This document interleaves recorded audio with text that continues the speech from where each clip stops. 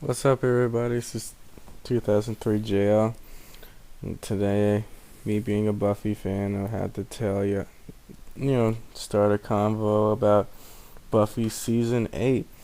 And I've noticed there aren't many videos about Buffy season 8, and I just wanted to start one kinda. It's kind of funny that I'm trying to do this. I only have the first issue of season 8. I didn't manage to get the rest of them, but I have managed to read some of the synopsises and the reviews and the overall storyline. And so I'm going to try to relay some of it off y'all. If I get any of it right, good. Hooray for me. If I get any of it wrong, I'm sorry. Okay, the story picks up sometime after the last episode of season 7, which was the series finale. And pretty much around this time, Buffy had, as y'all remember, Buffy had awakened all the potential Slayers simultaneously. They don't know. They said there are at least 1,800 active. 500 of them are working under the Scooby Gang. There could be thousands or more out there that haven't been accounted for. But for the most part, the Scoobies are now like a full-fledged military organization since they already have all these Slayers activated. Buffy and Xander are commanding in Scotland. Giles is commanding them in England, and there's some running around in America, including Faith, but Faith doesn't make an appearance in the first story arc. She has her own story arc later on in which Giles employs her to go after find and attempt to take out a rogue Slayer, which is something different in itself.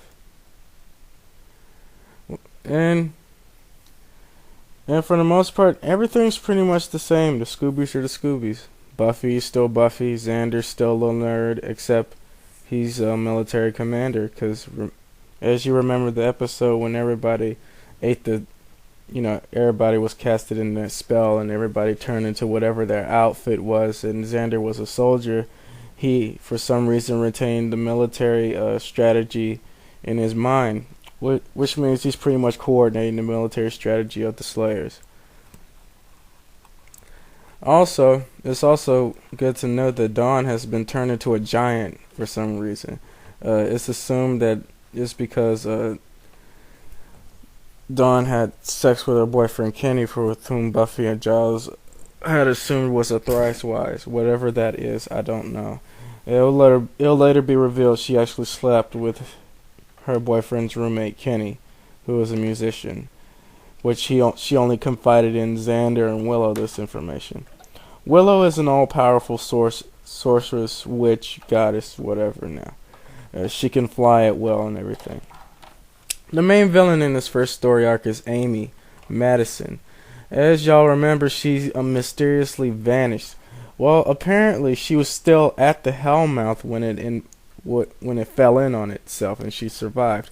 The U.S. military picked her up, and they want her to track down and take out Buffy, as they believe Buffy and all the rest of the Slayers are a potential threat to the United States government, blah, blah, blah. And for the most part, there's a lot of things going on. Ethan Rain is in it. He's causing some kind of dream spell, something on Buffy. Kennedy died for a minute, but it was a mystical death. Therefore, she was brought back to life. It's all kind of weird things going on. And for the most part, later story arcs, the big bad of this season is referred to as Twilight, who is trying to bring about the end of all magic. If that were to happen, that would pretty much bring about the end of the Slayers, because the Slayers' power is magically endowed to begin with ever since the dawn of time. It also probably bring about the demons and the vampires to come to an end, which means that it's possible that Angel or Spike could return to their humanity, which has yet to be revealed. Angel after the fall is still going on. I'm not really sure what's going on right now.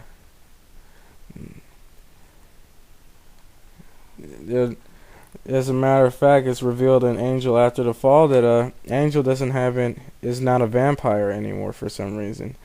This could be because of a lot of the physical changes he's been going throughout his own TV show, and the fact he's been drinking all kinds of blood, different types of blood and stuff like that.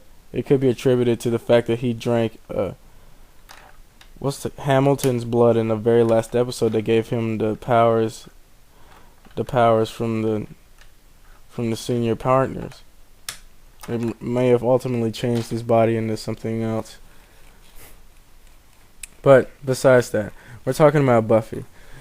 Buffy season 8 pretty much is very exciting from what I've read. I have the first issue, and the first issue is off the chain. I'd suggest that anybody who's a fan of the show go out and get it. It's a critical and commercial success. Entertainment Weekly said it's great.